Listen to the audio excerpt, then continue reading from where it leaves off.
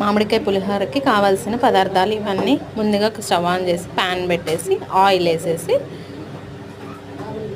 పోపు దినుసులు వేసేసి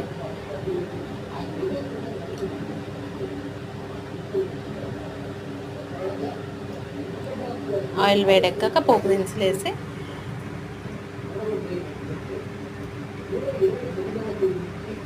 అవి కొంచెం వేడయ్యాక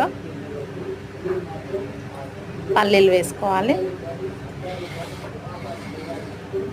అవి కలుపుతూ అవి కొంచెం బ్రౌనిష్గా వచ్చినాక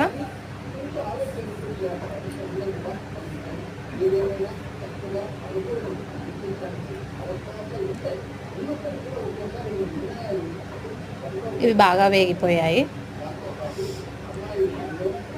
చూడండి. ఇప్పుడు పచ్చిమిర్చి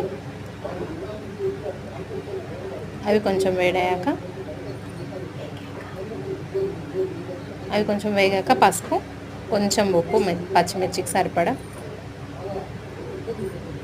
వేసుకొని బాగా వేగాక కొంచెం కొత్తిమీర వేసుకొని